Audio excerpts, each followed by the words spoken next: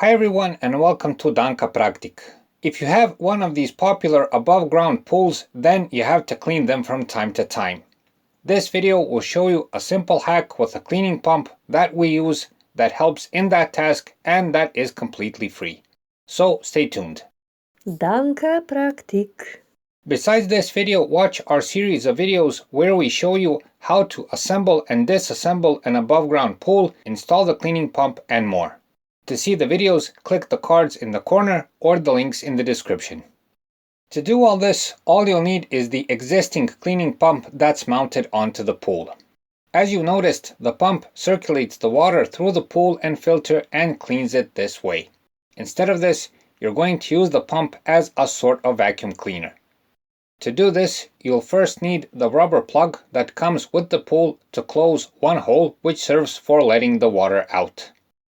So, first turn off the pump and, best if you can disconnect it from the power supply completely. Then use the rubber plug and plug the hole in the pool.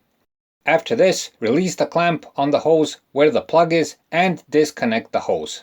Submerge the loose hose into the pool again and then reconnect the pump to the power supply. In this case, you'll have to vent the cleaning pump since air will surely get into the system. Do this by releasing the plastic screw on the pump until water gushes from the opening and then tighten it again. As you'll see, water will start flowing and what you'll get is the vacuum effect. It's important to keep the hose in the water all the time so it doesn't suck in air and you can start gathering all the filth in the pool. The filth will go through the hose and will be caught into the pump filter. This hack is especially good for the filth that gathers at the bottom of the pool. Once you're done cleaning, just reconnect the hose back onto the pool and vent the pump again so you can continue using it for cleaning.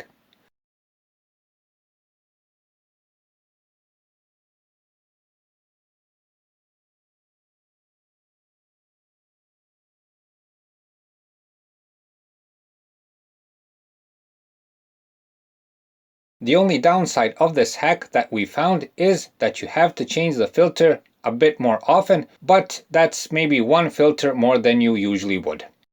So that's it for this time. We hope the video helps. Please like and subscribe. It's a huge help for what we're doing. Thanks for watching and thanks for your time.